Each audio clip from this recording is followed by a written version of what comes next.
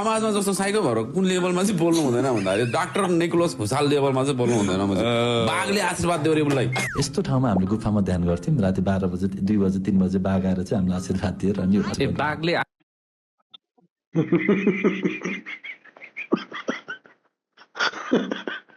मान्छे डाक्टर जस्तो मान्छे के बोलिरहेको छु, कहाँ के बोलिरहेको छु थाहा छैन।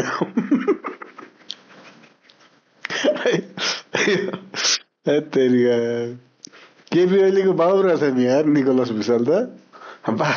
बाघले आएर आशीर्वाद दिने रे।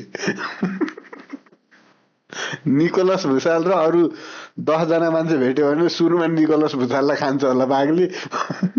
अनुहार हेर्दा त्यस्तो छ मुला साग। बाघले आशीर्वाद दियो रे यार। आशीर्वाद दिएको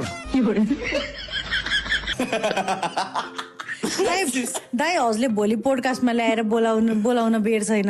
ट्राई गरेको शर्म करो, भगवान से डरो, भोसड़ी वालो भगवान से डरो। ट्राई गरेको उसले उसको एउटा वक्तव्य सुने मैले, बाघले हामीलाई आशीर्वाद दिएको भन्यो अनि मैले अब नबोलाउँ नि उसलाई।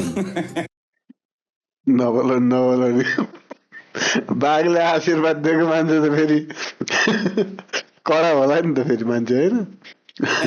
बाघले आशीर्वाद दिए मान्छेलाई कहाँ बोलाउनु बाघले कडा। बाघले पनि आशीर्वाद दिँदो रहेछ यार।